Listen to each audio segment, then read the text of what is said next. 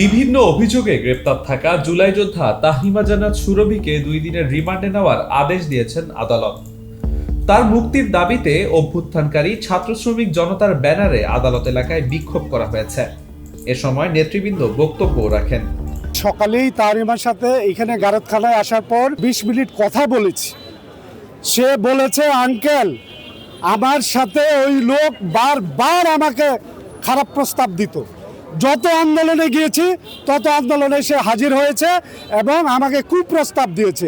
আমি তার এই প্রস্তাবে রাজি হই নাই, যার কারণে সে এটা প্রতিশোধ নেওয়ার জন্য আজকে এই 50 কোটি টাকার মামলা সাজাইছে। আমার নামে 50 টাকার মামলাও সে দেখাতে পারবে না। সোনার বাংলায় জুলাইয়ের প্রতি আগ্রাসন যখন তাকে গ্রেপ্তার করা হয়, তাকে দেখতেছে একটা মুসুরি এবং একটা চিরা বিছনা চাদর, সে মেয়েকে কিভাবে 50 কোটি টাকার মামলা এবং রিউমার মতো ছড়ায় যায়, তাহলে বোঝাই যাচ্ছে যে এটা খুবই সুপরিকল্পিতভাবে করা হয়েছে।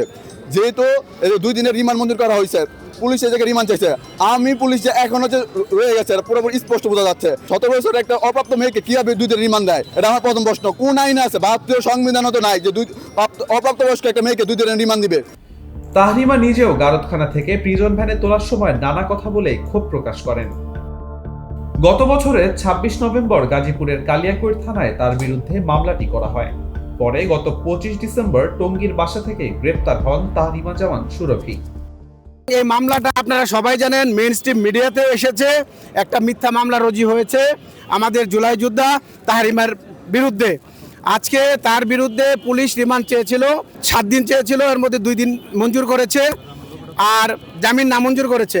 এইটা আমরা লিগেলি এই আদালতের যে রায় হয়েছে এটার আমরা লিগেলি পদক্ষেপ নিব।